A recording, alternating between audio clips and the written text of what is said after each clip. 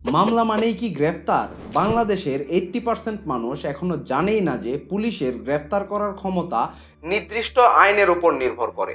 আপনি যদি আইন না জানেন তবেই আপনি বিপদে পড়বেন। প্রথমত, কগনিজেবল অফেন্স বা আমলযোগ্য অপরাধ, যেমন খুন, ডাকাতি বা গুরুতর আঘাত। এই ক্ষেত্রে বাংলাদেশের ফৌজদারি কার্যবিধির 154 ধারা অনুযায়ী এফআইআর হয় এবং 54 ধারা পুলিশকে সেই পাওয়ার দেয় যার মাধ্যমে পুলিশ আপনাকে ওয়ারেন্ট ছাড়াই গ্রেফতার করতে পারে।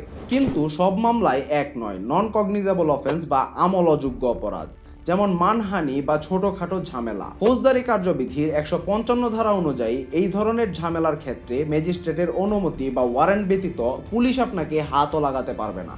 পুলিশ যখন বলে যে টাকা দাও না হলে গ্রেফতার করব, তখন বুঝে নিবেন যে তারা আপনার অজ্ঞতার সুযোগ নিচ্ছে। আইনের বাইরে কেউ যেতে পারবে না। আপনি যদি জানেন যে আপনার বিরুদ্ধে করা মামলাটি কোন ধরনের, তাহলে আপনিই বস। তাই স্মার্টফোন আইন জানুন, কারণ সঠিক আইন জানলেই আপনি বুঝতে পারবেন যে